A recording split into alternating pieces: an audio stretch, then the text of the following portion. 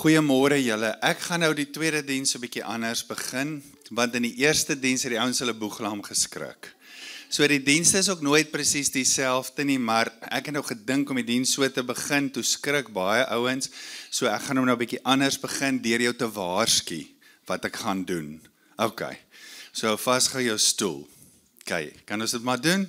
OK, hier volg die nuus. Money, sex and power. OK, was dit OK? Is nie te wild nie, niemand het teruggeval nie. Great. Nou vir oggend, dit is nie ons preekreeks nie. Ons preekreeks is sy glorie, my geldige storie. Maar ek wil vanoggend met hierdie 3 woorde begin. Ek wil jou nooi, as jy nuus kyk, om net weer te gaan kyk, nou met hierdie vreeslike uitlating van my, en te sien dat eintlik gaan alles in die nuus oor daai 3 goed.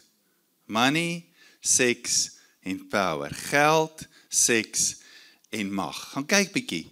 Ons kyk gereeld in die nuus oor oorloë, oor geweld, politieke leiers. Dis die nuus wat daar is. Dit gaan alles oor mag, nê? Dan gaan dit gereeld oor wat is die faktore wat die geldmarkte beïnvloed, nê? Dis daai laaste deel van die 7 uur nuus ook. Maar dis die heel dag, nê? Dit gaan alles oor wat gebeur met geld en die waarde van geld. En dan so elke dan en wan, dan kom daar so verskriklike seksuele skandaal of 'n ding deur. Nee, dis waaroor die nuus gaan.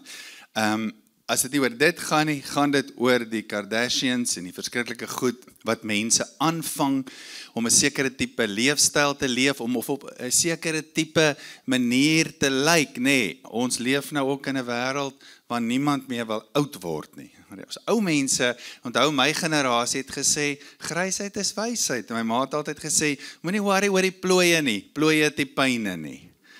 So as amper 'n discontentment met om ook ouer te word, nee, asof die goed so fight.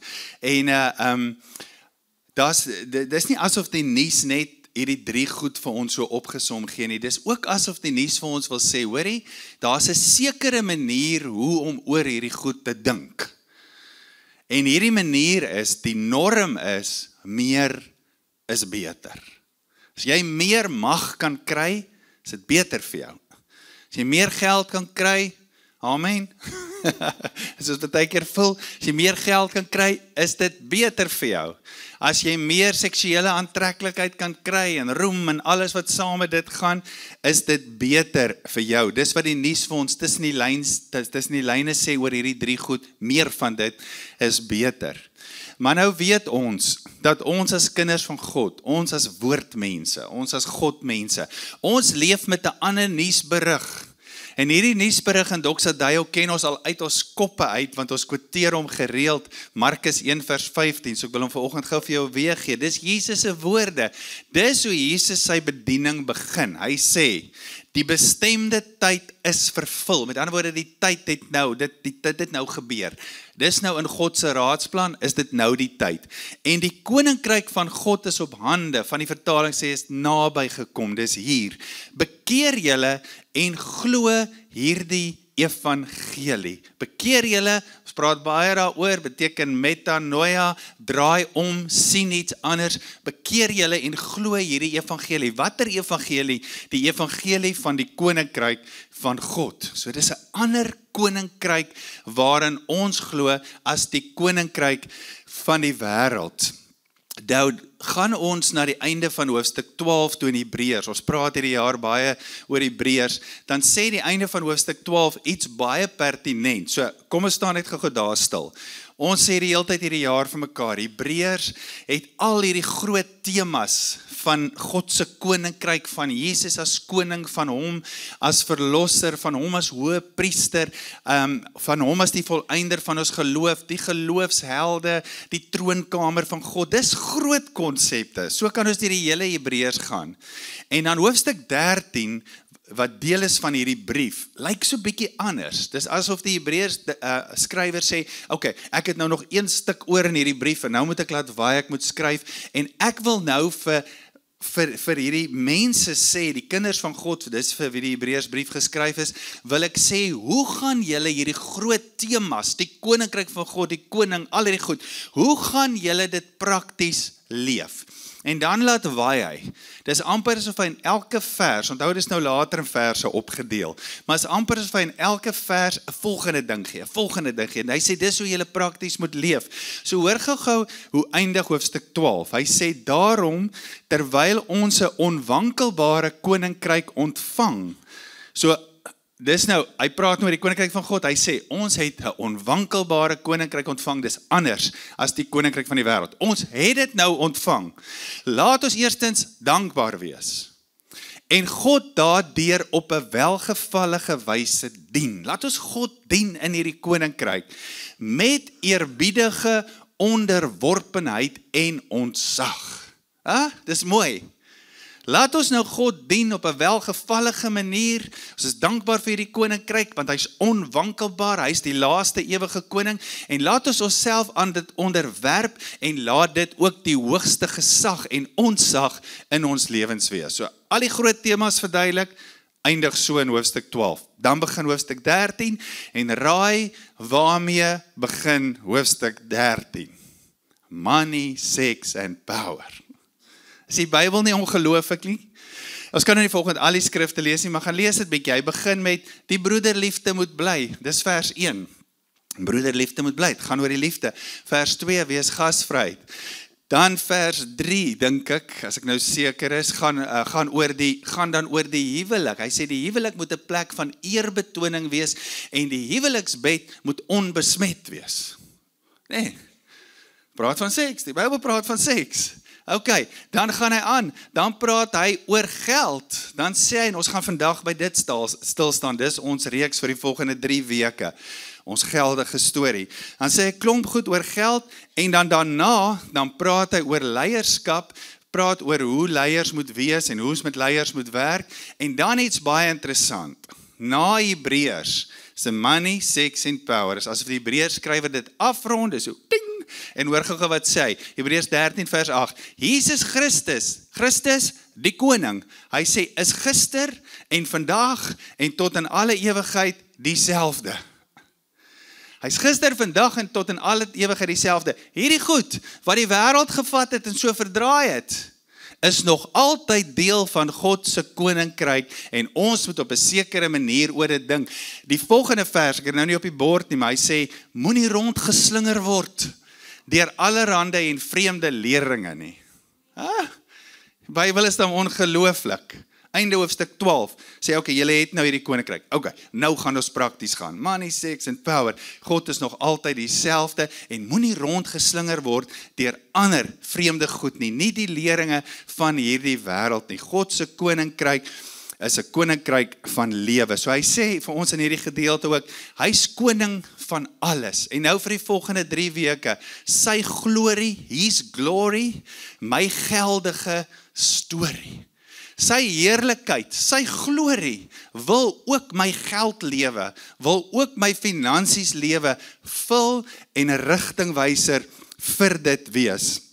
Nou kom ons lees vanoggend die 2 verse, wat die Hebreërs skrywer dan skryf, in hierdie eerste gedeelte oor geld. Nou dis 2 verse met 'n klomp goed. Ok, hy begin, hy sê, julle leefwyse moet vry wees van geldgierigheid.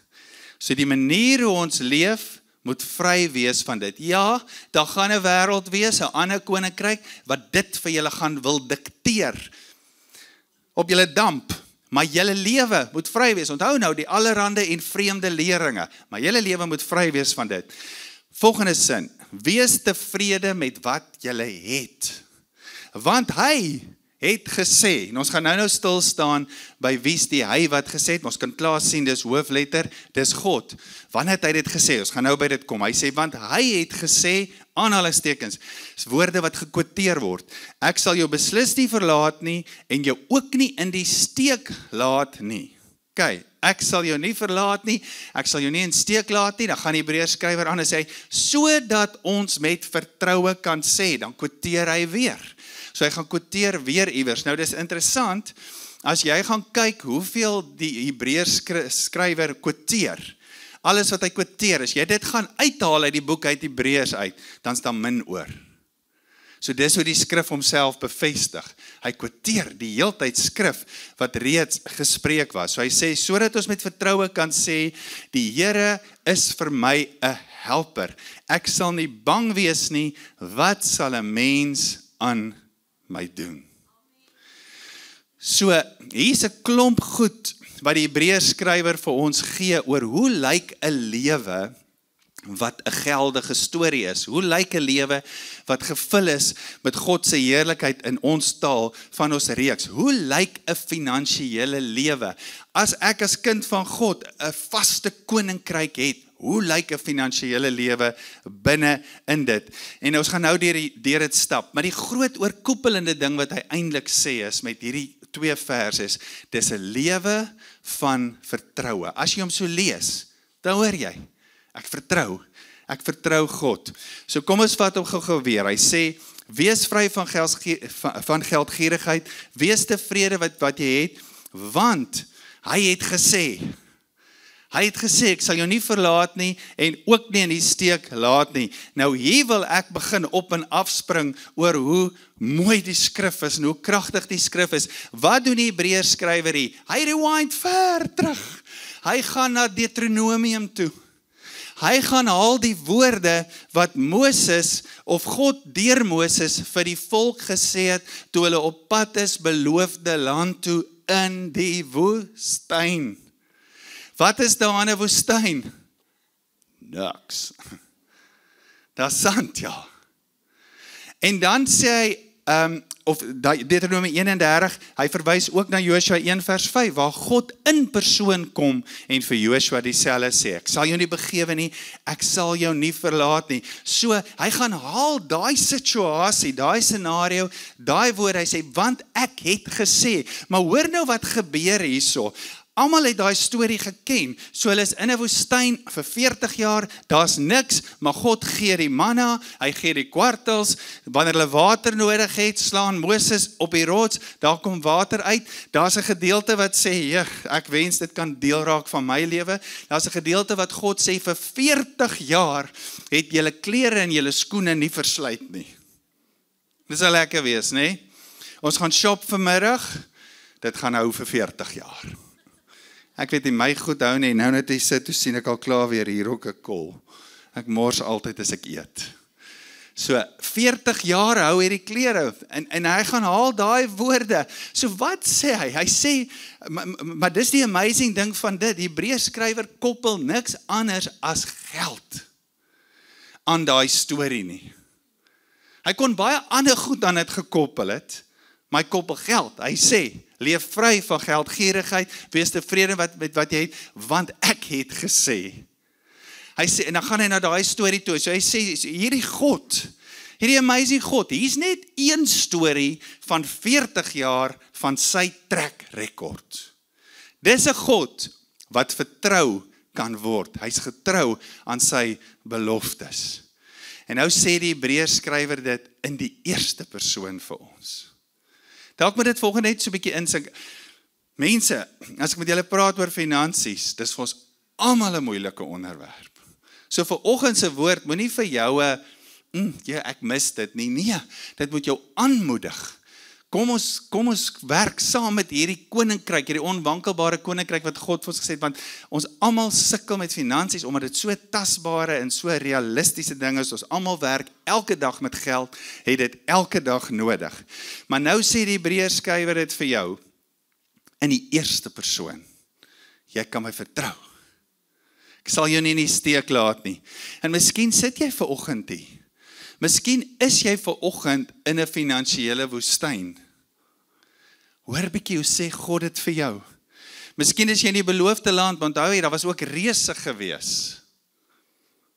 So dalk is daar reëse, maar vanoggend sê die Here vir jou, ek sal jou nie in die steek alleen laat nie, nee. Ek weet nie hoe dit werk nie, maar dis een ding waarvoor die vyand baie lief is om vir ons te vertel wanneer dit by finansies kom dat ons alleen is. Ook in ons westerse wêreld is ons so geprogrammeer. Ons glo so, wanneer dit by geld kom, dis jou eie saak, papi. Jy moet vir dit sorg. Jy moet dit uitsorteer. Jy alleen kan jou daar help. Nou daar is waarheid in van die goed, want ons moet verantwoordelikheid vat ensovoorts. Daar's ook skrifte wat sê, as jy nie werk nie, kan jy nie eet nie, ensovoorts. Nee, so ons moet die goed in konteks sien. Maar die groot leen is, wat die vyand vir jou kom sê, saam met 'n westerse kultuur, is dat wanneer dit by finansies kom, you on your own. En die Hebreërs skrywer sê, dis anders. Ek gaan haal dit terug, daar's 'n storie, daar's 'n track record, vanaf daar in die Ou Testament, daar waar ek my volk al gevat het, beloofde land toe, daar het ek al gesê, jy's nie alleen nie, ek gaan vir jou nie in die steek laat nie, wanneer by finansies kom, ek is daar, ek is met jou, ek is by jou. Dan gaan hy verder, die Hebreërs skrywer, hy sê, sodat ons met vertroue kan sê, sodat ons met vertroue kan sê, sodat ons saam met God kan praat, sodat ons storie kan praat soos wat God dit sien, en oh my goodness, dit was 'n area in my lewe waarmee ek gesukkel het. Ek moes geleer het om anders te praat. Natuurlik kom daar hysterie saam met dit, en daar's goed wat jou program, maar ek moes leer om anders te praat oor dit. So hy sê, sodat ons met vertroue kan sê, wat kan ons sê? Die Here is vir my 'n helper, ek sal nie bang wees nie, wat sal 'n mens aan my doen? Hoor gou wat doen die Hebreërs skrywer hier? Hy spring nou van uit Deuteronomium, spring hy na, ons vermoed die Psalm gaan oor Dawid, Psalm 118 vers 6 en 7, hy spring na Dawid toe, ons vermoed, daai Psalm gaan oor Dawid, wat deur Saul vervolg is, en Dawid sê, in die Psalm, as jy gaan lees, Psalm 118 vers 6, begin hy met die woorde, die Here is vir my. So is nie 'n woestyn nie, maar 'n woestynbelewenis. Dit is 'n gevaarlike belewenis.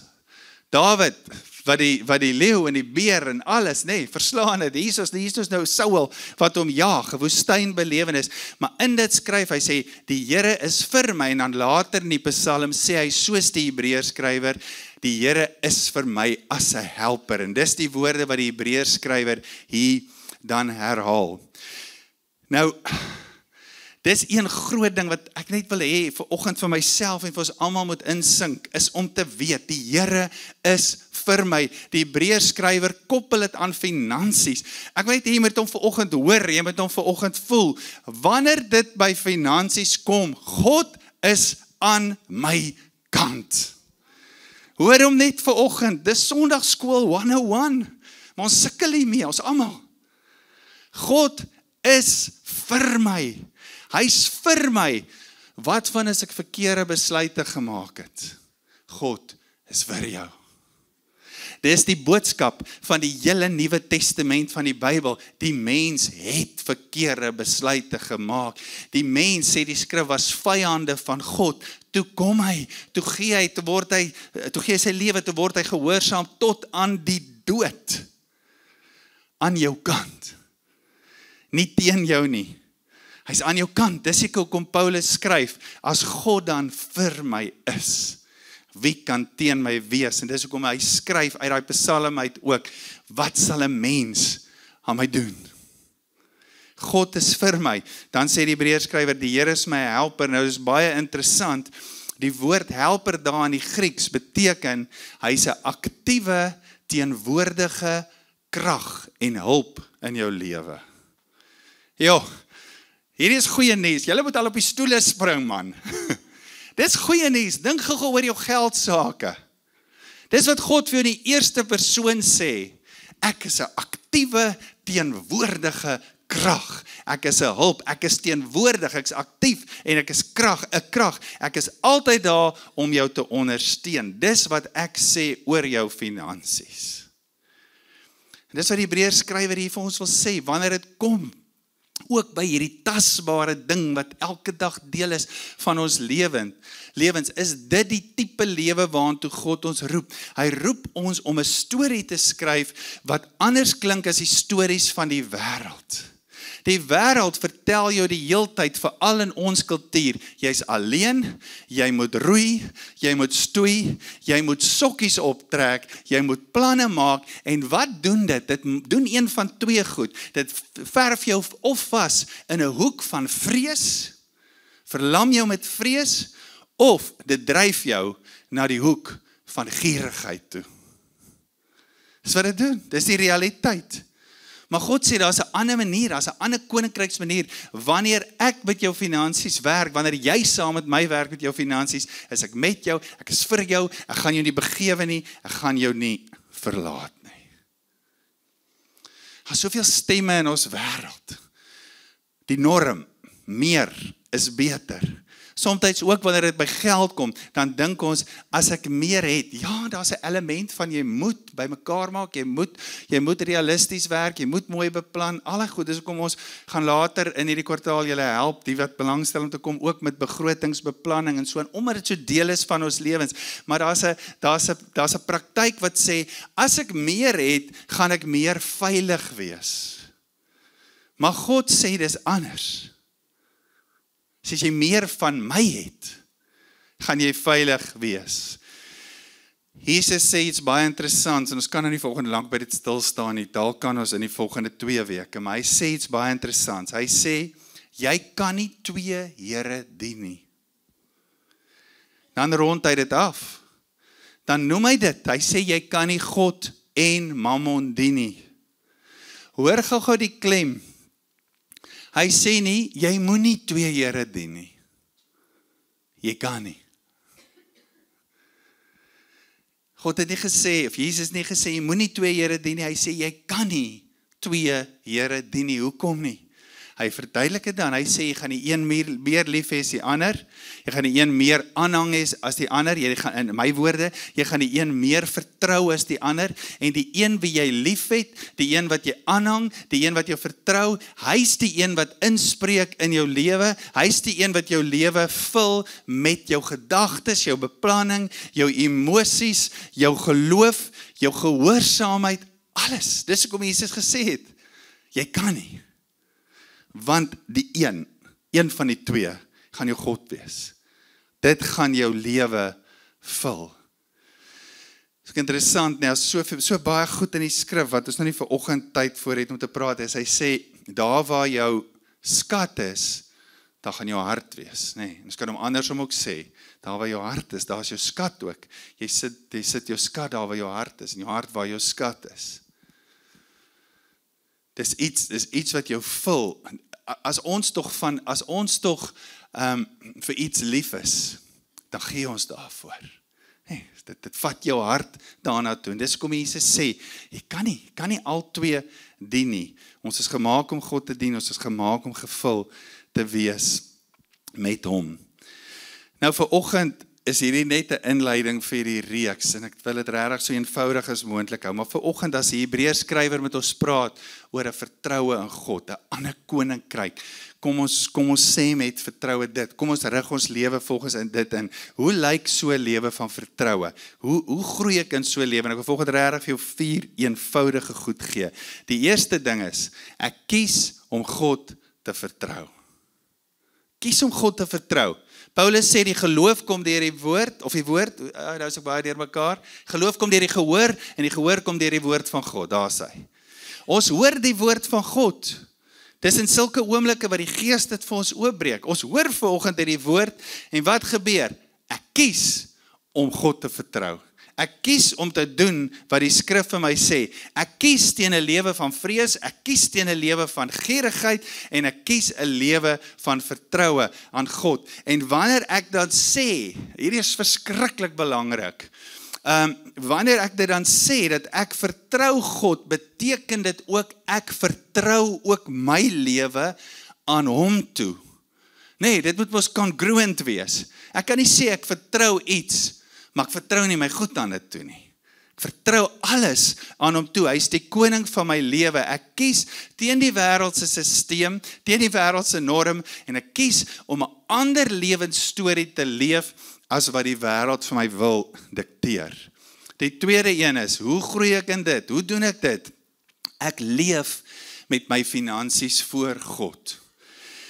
Ook Hebreërs 4 sê, ons kan met vrymoedigheid na die troonkamer van God gaan.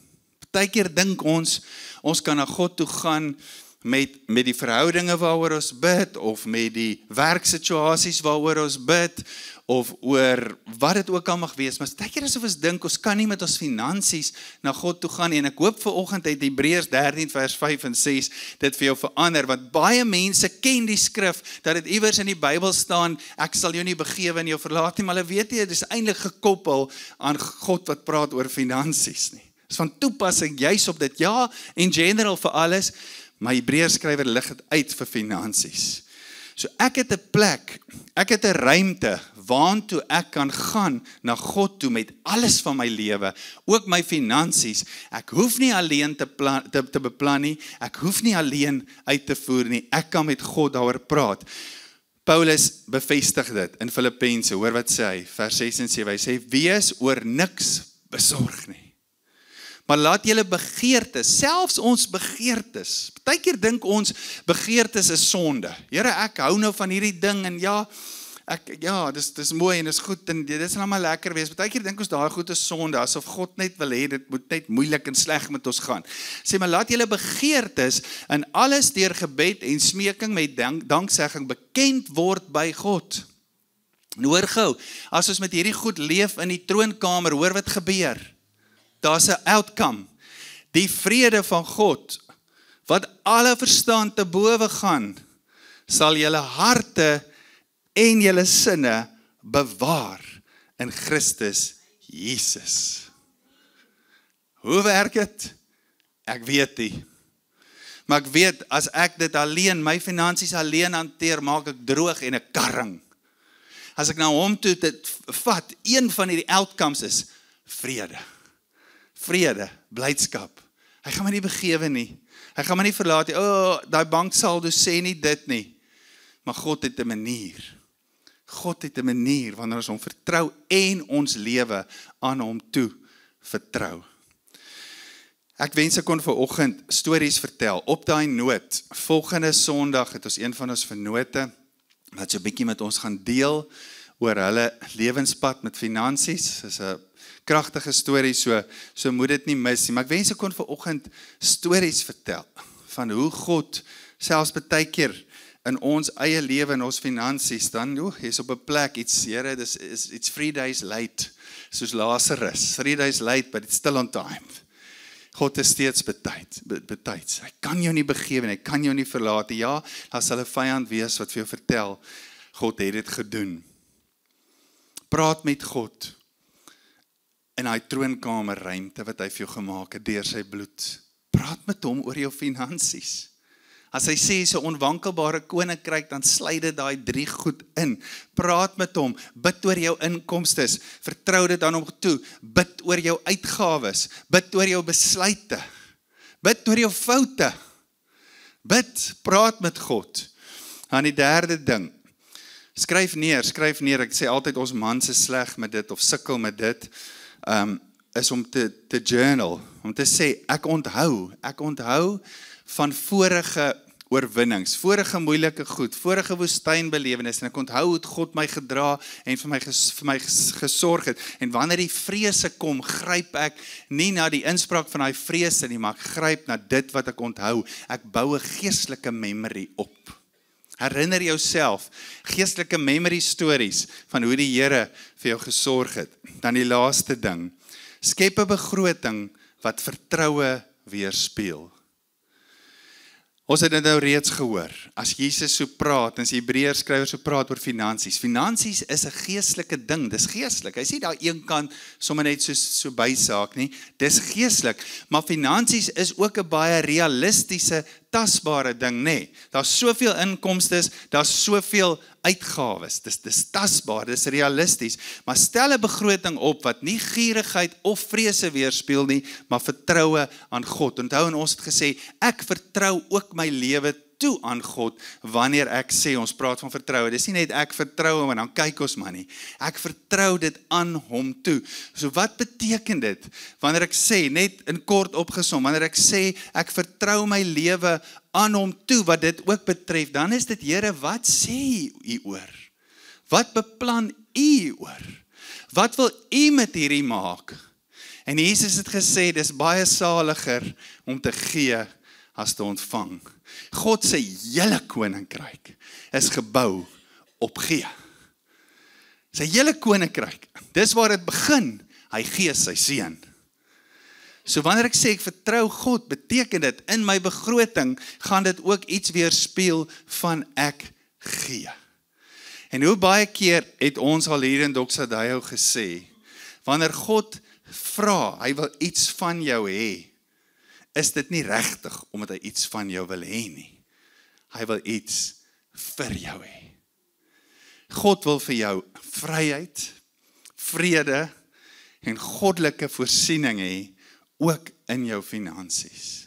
En soos wat ek hierdie woord vanoggend bring, voel dit vir my, hoe motiveer ek myself om te sê, ek wil hierin groei, ek wil hierin leer, ek wil hierin verander, want terwyl ek om praat, weet ek, daar's soveel meer in God se manier. God se manier, sy glorie, ook ons geldige storie. Ek wil jou vanoggend vra om gou jou oë te sluit. Hierdie was regtig vanoggend net 'n inleiding en soos ek nou maar sommer so tong in die kies gesê het, Sondagskool 101. Dis maklik om dit te verstaan, maar is groot om dit te doen. Om vanoggend net voor die Here te staan en te sê, Here,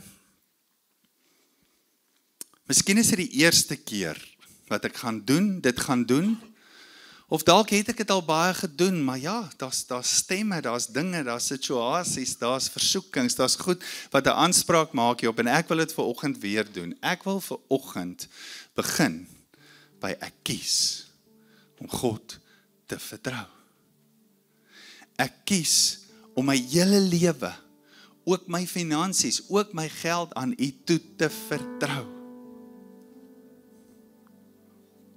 Nou vanoggend is hierdie woord, God se woord is altyd vryspraak. Dit is nooit veroordeling nie.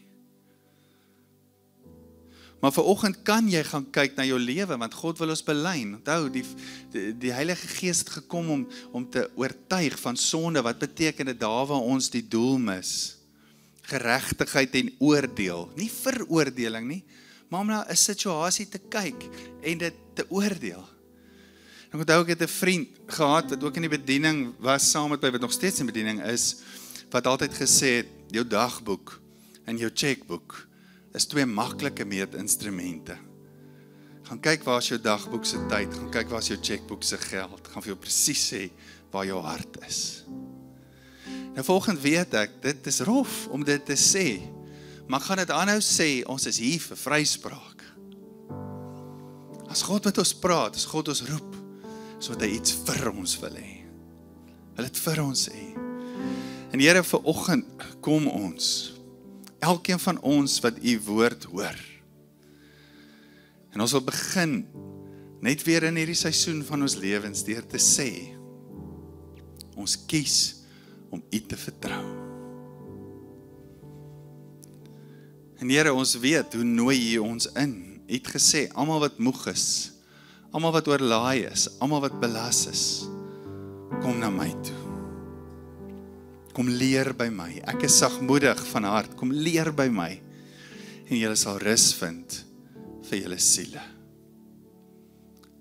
Here, dankie vanoggend ook in hierdie area van ons lewens.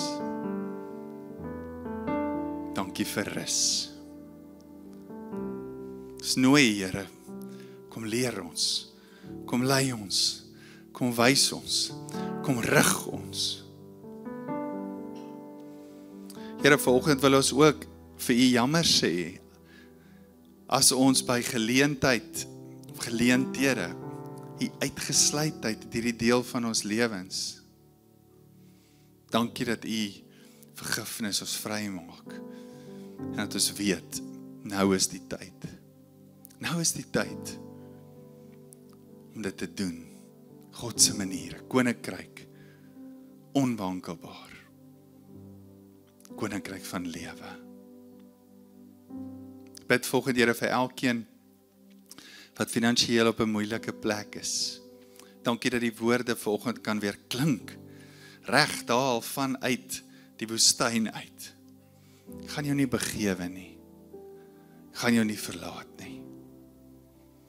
Here, dat ek vanoggend vir elkeen van ons kan bid, wat moet belyn met God se woord. Dankie dat U dit doen.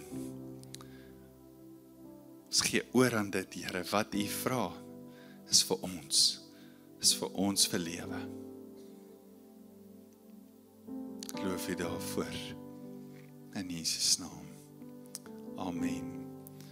Amen. Ek wil jou ook nooi, eerskomende Woensdag aand, nie eerskomende Woensdag aand, die volgende Woensdag aand, ons sal herinner op die groepe, gaan ons in hierdie tema en baie meer detail insak, as jy miskien die groepe by die kerk wil kom join, 6:00 vir 6:30, dit sal dan die Woensdag aand wees, die 28ste Mei daar rond, die aand net voor die hemelvaart, ons sal herinner, kom, dit sal jou lewe so goed doen. Kom ons staan, ons sing hierdie verklaring vanoggend, U is my God, ek vertrou U.